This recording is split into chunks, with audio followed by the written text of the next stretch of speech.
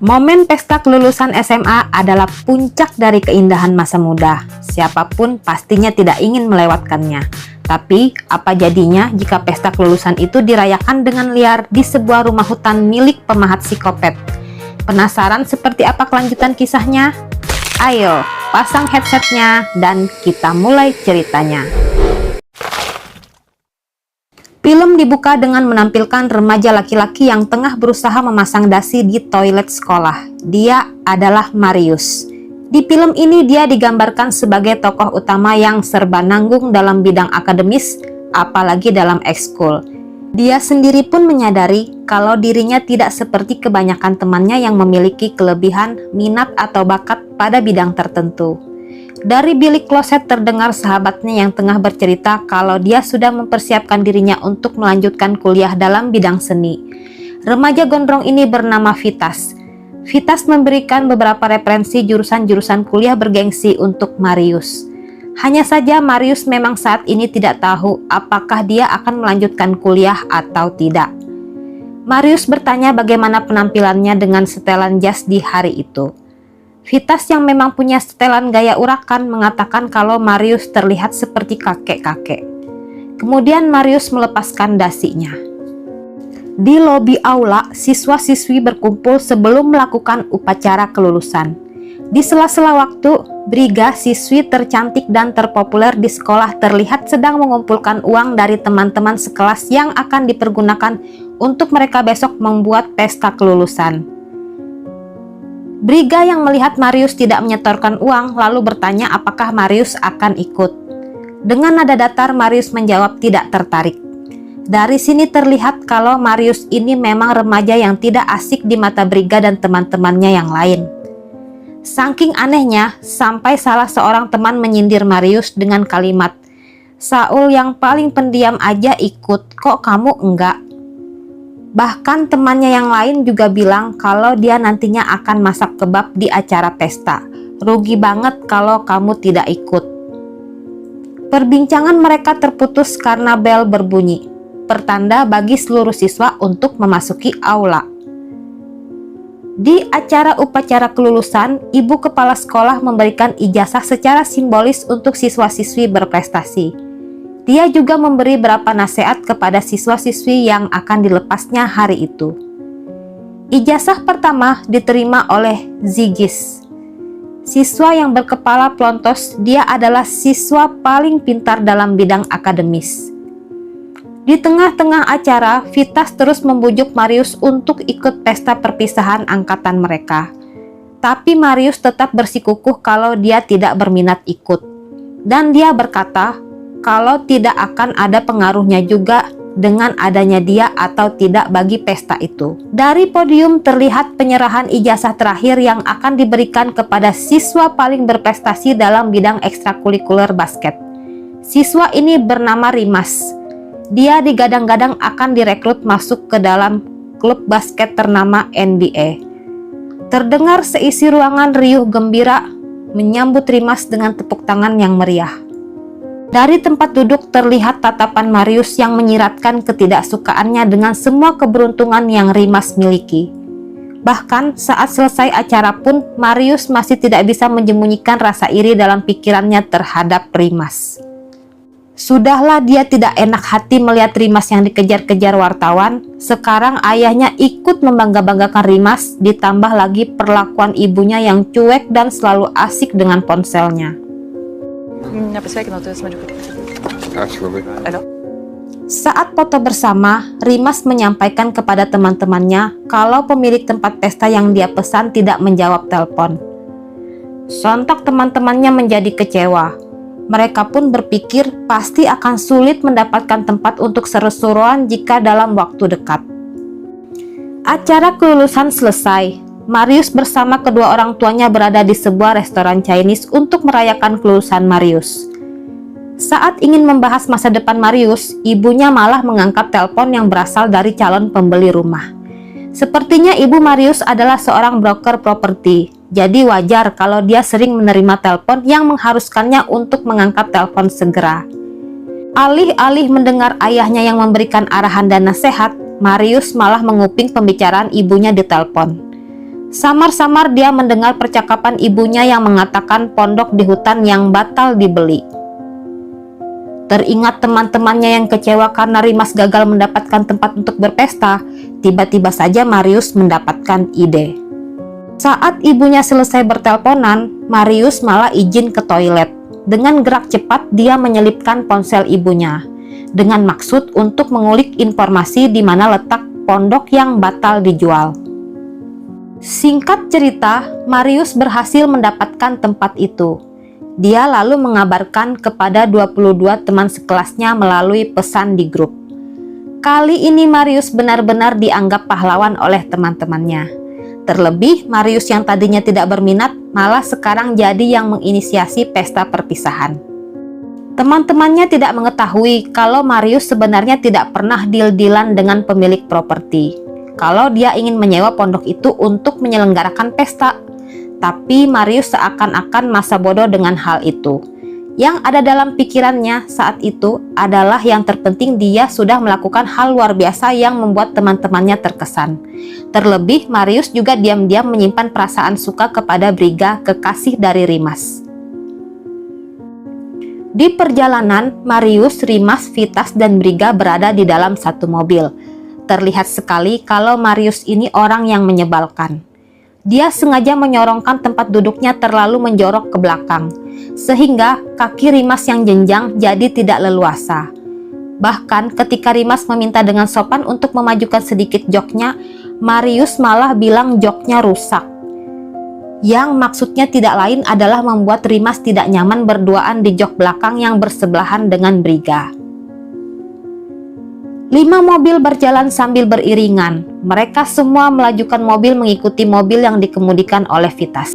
Marius menebak-nebak arah menuju pondok tersebut dengan bermodalkan informasi curian dari ponsel ibunya.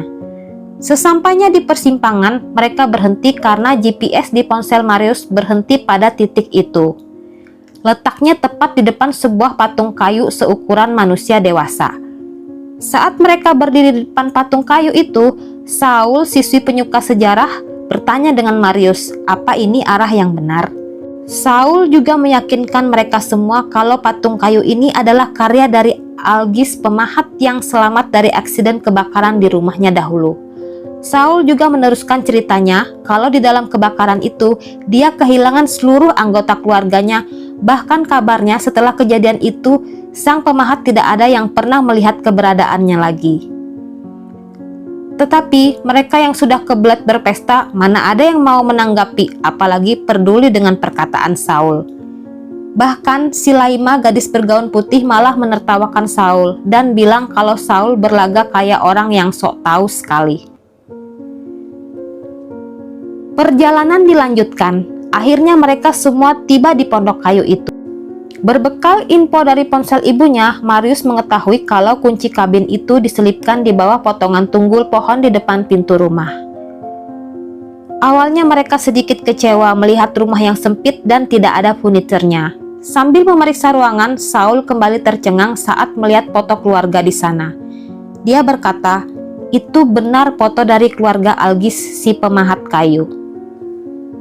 Singkat cerita, mereka memulai keseruan pesta di pondok itu. Ada yang ngegelek, ada yang masak barbecue, ada yang main air, ada juga yang berdua-duaan. Terlihat mereka semua bersiap-siap menyambut malam untuk berhura-hura.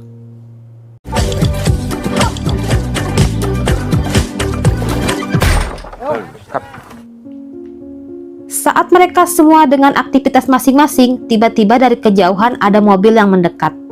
Saat pintu dibuka, mereka semua berteriak senang. Ternyata Zigas si pelontos, murid paling berprestasi, datang menyusul dengan taksi. Lengkap sudah semuanya berada di sana untuk memulai pesta. Malam tiba, terlihat beberapa orang sudah mulai kobam. Beberapa yang lain merusak jendela. Marius mulai merasa apa yang dilakukannya salah karena sudah memboyong teman-temannya masuk ke dalam properti orang tanpa izin. Marius jadi sensi. Dia berusaha mencegah kelakuan-kelakuan buruk temannya. Tapi Rimas mengatakan kepada Marius, santai aja bro, teman-temannya nggak akan merusak properti di sana. Kita happy aja dulu malam ini. Tiba-tiba dari arah belakang Briga datang menghampiri kekasihnya. Marius berpura-pura membuang muka karena tidak ingin menyaksikan kemesraan Briga dan Rimas. Darius si koki kehabisan kayu bakar untuk memanggang barbecue. Vitas dan Saul menawarkan diri untuk mencarinya ke dalam hutan. Di tengah rasa cemburu, dari jauh Marius melihat Briga yang menjadi DJ di atas panggung. Dentuman musik beat berkumandang, pesta pun dimulai.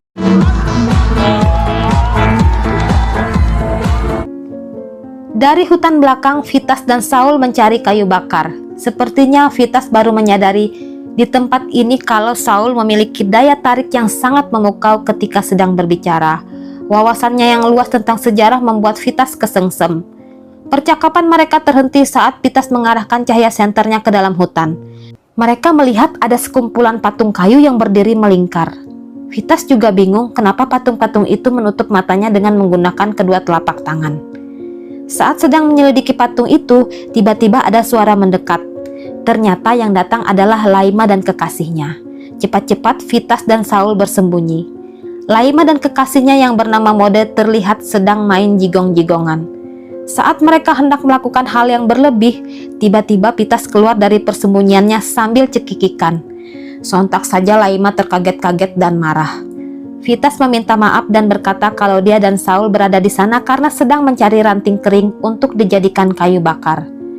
Laima yang kesal karena diganggu langsung menyuruh mereka untuk membawa saja patung kayu itu untuk dijadikan kayu bakar. Laima berteriak meminta bantuan temannya untuk membawakan patung itu. Marius yang melihatnya menjadi marah dan dia meminta Laima untuk segera mengembalikan patung itu ke tempat asalnya. Tapi Rimas datang untuk mencegahnya. Kalau biarlah patung itu dipakai untuk bahan bakar di tungku sauna. Dan Rimas juga membelah dan merusak patung itu dengan kapak sambil meneriakkan, "Malam ini kita bebas tanpa aturan." Marius mulai memperhatikan sekelilingnya. Semua teman-temannya terlihat limbung dan lepas kontrol karena terlalu tinggi. Marius pergi ke tengah hutan untuk mengembalikan patung yang masih bisa dibawanya.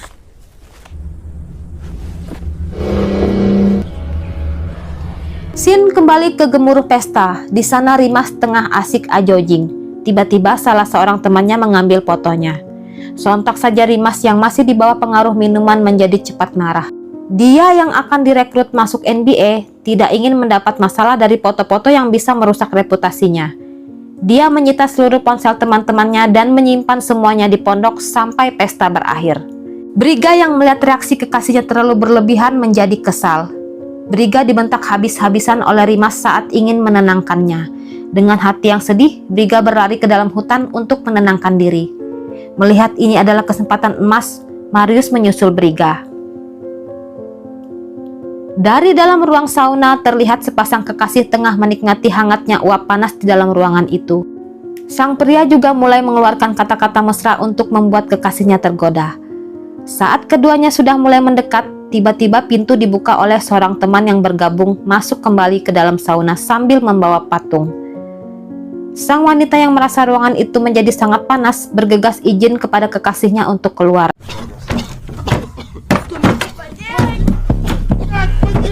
Sayangnya saat ingin keluar pintunya tidak bisa dibuka. Di pinggir danau terlihat Briga yang duduk berdua dengan Marius. Suasana hening dan gelap membuat Marius dan Briga yang lagi galau malah terbawa suasana. Mereka berdua akhirnya saling bertukar aroma jigong. Lagi asik-asiknya saling berbagi, tiba-tiba dari ruang sauna terdengar suara orang minta tolong. Langsung saja mereka berdua bergegas untuk membantu. Akan tetapi, pintu yang ditancapkan dengan pahat tidak mampu dibuka oleh Marius. Saat Rimas datang, dia berhasil membuka pintu sauna. Sayangnya semua sudah terlambat. Ketiga temannya sudah terbujur kaku karena terkukus di dalam sauna. Rimas menyuruh mereka semua mengakhiri pesta dan segera masuk ke dalam pondok untuk mengambil ponsel supaya bisa meminta pertolongan kepada polisi. Di dalam pondok suasananya menjadi tegang. Mereka yang belum menyadari itu ulah siapa mulai saling curiga satu sama lain. Saat Jigas tengah bercocokologi, tiba-tiba dari luar Laima berteriak memohon untuk dibukakan pintu. Dengan terengah-engah Laima bercerita kalau ada orang asing bertopeng yang mencoba ingin melenyapkan dirinya dan kekasihnya. Belum selesai Laima bercerita, tiba-tiba Moda berlari meminta tolong untuk dibuka pintu. Tapi yang terjadi,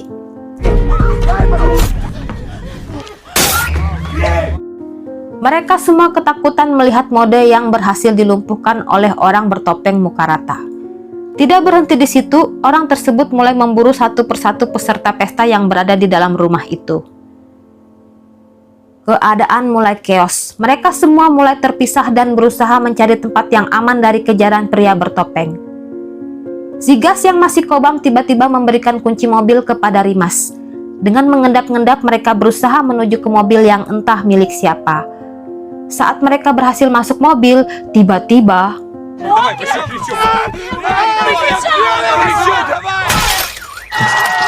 Rimas yang berada di kursi pengemudi ternyata tidak bisa menyetir mobil manual kopling. Sia-sia sudah sampai mobil, hanya membuat dengan mudahnya Darius disikat dengan linggis oleh pria bertopeng. Mereka akhirnya kembali berlari keluar dari mobil. Demi menyelamatkan Marius, Laima malah tertangkap oleh pria bertopeng. Marius berhasil kabur dari pantauan pria bertopeng berkat bantuan Laima. Sambil berlari kecil, Marius berhasil bertemu dengan sahabatnya Vitas. Vitas bertanya kepada Marius apakah dia melihat Saul.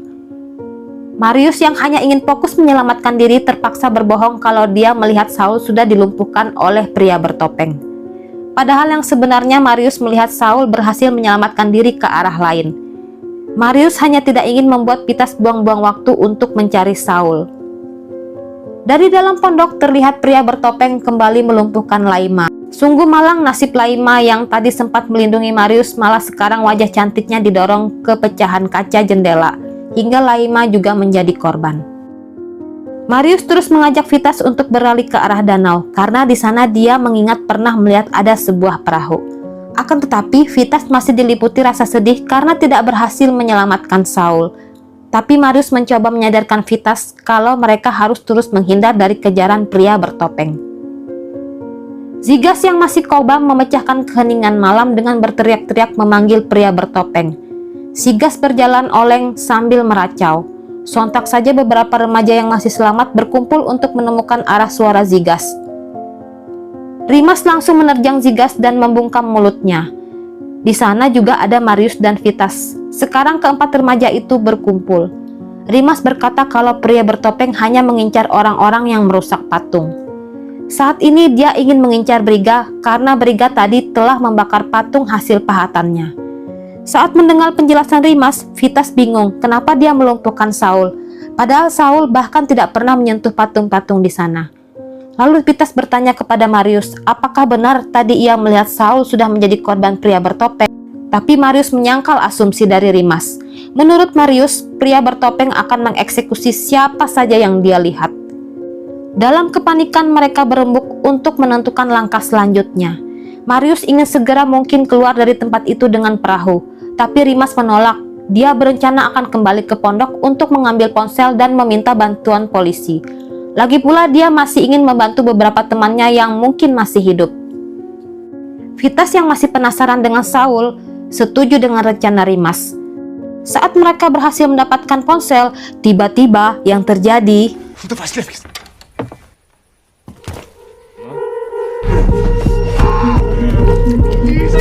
Sungguh mengerikan saat pria bertopeng melihat Zigas yang bergerak langsung saja mendekatinya. Tapi dengan gerak cepat Rimas dan Vitas mencoba menolong Zigas. Malang bagi Rimas, dia yang memang menjadi incaran dari pria bertopeng dengan sekejap dihantam dengan sajam tepat di areal vital tubuhnya. Vitas berteriak meminta bantuan Marius yang bersembunyi di lemari. Akan tetapi Marius malah tidak mau keluar untuk menolong. Namun saat Briga berteriak melihat kekasihnya yang sudah terbujur kaku, Marius malah melompat keluar dari lemari dan berusaha menenangkan Briga. Marius, Vitas, Briga, dan Zigas berlari menuju danau. Karena Zigas masih setengah mabuk, jalannya pun masih oleng. Alhasil dia pun berhasil tertangkap. Saat itu Vitas meminta Marius untuk menunggu Zigas. Tapi Marius yang sudah ketakutan menolak keputusan itu. Mereka bertiga berhasil mendayung dan membawa perahu menjauh dari wilayah pondok pria bertopeng. Zigas yang berhasil tertangkap dimasukkan ke dalam jamban oleh pria bertopeng. Saat mereka berlayar cukup jauh, tiba-tiba dari grup terlihat ada pesan yang masuk dari Saul. Di sana dia menanyakan apakah masih ada yang berada di dalam pondok. Vitas yang juga membaca dengan cepat ingin kembali ke pondok untuk menyelamatkan Saul. Sayangnya, keinginan itu ditentang keras oleh Marius, dan perkelahian pun terjadi. Marius mendorong Vitas hingga terjebur ke dalam danau. Dengan berat hati Vitas terpaksa berenang untuk kembali ke pondok itu. Sebelum pergi, Vitas mengatakan kalau Marius orang yang tidak memiliki empati dan rasa setia kawan. Tercermin dari perilakunya saat melihat Rimas dan Zigas saat memerlukan pertolongan. Marius hanya mementingkan keselamatan dirinya sendiri. Saat Briga mendengar apa yang dikatakan Vitas, dia menjadi terdiam. Sekarang hanya ada Marius dan Briga di perahu. Marius memecahkan keheningan dengan menanyakan bagaimana kelanjutan hubungan ini setelah tadi sempat beradu jigong di pinggir danau. Briga yang dari tadi memendam kekesalan akibat melihat Vitas yang dibiarkan berenang sendiri spontan menjadi tambah jijik dengan Marius. Bagaimana bisa dalam keadaan mencekam dan berduka seperti saat ini, Marius berani-beraninya menanyakan tentang perasaannya beradu jigong tadi. Di luar ekspektasi Marius, Briga malah meluapkan semua kekesalannya. Dia juga mengejek Marius dengan mengatakan kalau tadi dia mau beradu jigong hanya karena kasihan. Bagi Briga, Marius adalah orang yang tidak menarik. Apa yang dilakukannya di tepi danau tadi hanya untuk memberikan kenangan manis pada kehidupan Marius yang sangat menyedihkan. Dan Briga sama sekali tidak memiliki perasaan apa-apa dengan Marius. Di akhir percakapan, Briga juga mengatakan bahkan pria bertopeng pun tidak berminat untuk melukai dirinya karena mungkin saja bagi pria bertopeng, Marius sungguh-sungguh tidak menarik untuk dikejar.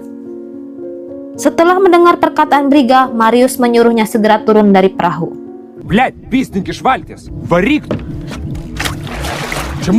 Saat dia sendirian di perahu, pikirannya kembali terngiang-ngiang perkataan Briga yang membuatnya berbalik ingin kembali ke pondok pria bertopeng.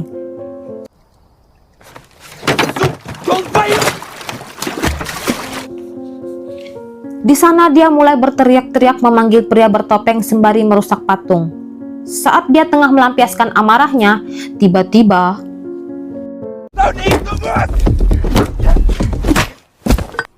Marius disekap di sebuah ruangan yang berisi banyak patung. Di sana juga terdapat Briga yang sudah menjadi arang. Pria bertopeng berbicara dengan patung-patung di sana dengan menganggap dirinya ayah dari patung-patung itu. Marius juga disuruh menyanyi untuk mengantar tidur patung-patung yang dipanggilnya buah hati. Marius yang ketakutan terpaksa menurut pasrah. Saat Marius bernyanyi, tiba-tiba speaker di luar hidup. Di sana terdengar Vitas yang memanggil pria bertopeng untuk keluar menemuinya. Saat pria bertopeng keluar, Saul membuka tali yang mengikat Marius. Setelah Marius berhasil dilepas, dia memiliki ide untuk membakar gudang tempat terdapat banyak patung. Dari sana Marius berteriak memanggil pria bertopeng seolah-olah dirinya menjadi keluarganya yang dulu meminta tolong saat kebakaran. Mendengar teriakan Marius yang seolah-olah meminta tolong, membuat pria bertopeng mengulangi traumanya dahulu. Dia bergerak masuk ke dalam kobaran api tempat patung-patung itu berada, dan pria bertopeng pun menghilang di lahap si jago merah.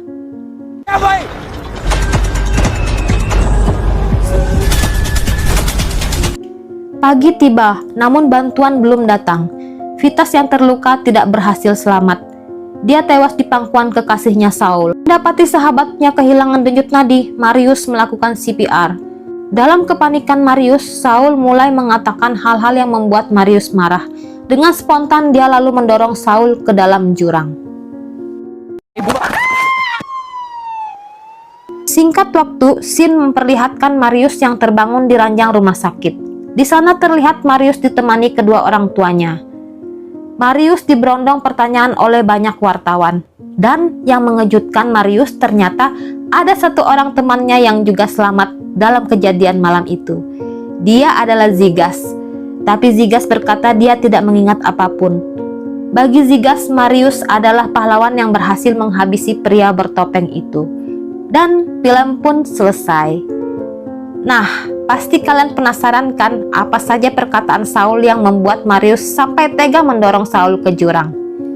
Jadi, pada saat Marius melakukan CPR, samar-samar waktu itu sudah terdengar sirine polisi dari kejauhan.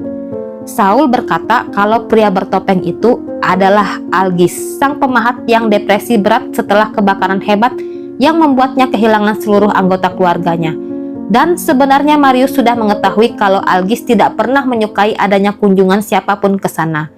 Itulah yang menyebabkan propertinya tidak pernah berhasil terjual. Dan parahnya, saat Algis benar-benar menggila karena ketentramannya terganggu dan karya-karyanya dirusak, Marius malah sengaja tidak membantu teman-temannya. Padahal saat itu Marius masih memiliki pilihan untuk menolong. Dan atas semua kejahatan yang dilakukan Marius, Saul akan melaporkan semua kebenaran itu kepada polisi. Di akhir film diperlihatkan wajah Marius yang sangat datar saat disorot kamera wartawan. Oke, itu dulu kisah film dengan judul Kita Mungkin Saling Menyakiti tahun 2023. Semoga dapat menghibur ya. Oh iya, agar channel ini semakin berkembang, mohon bantuannya dengan menekan tombol subscribe. Dan sampai jumpa di kisah film selanjutnya.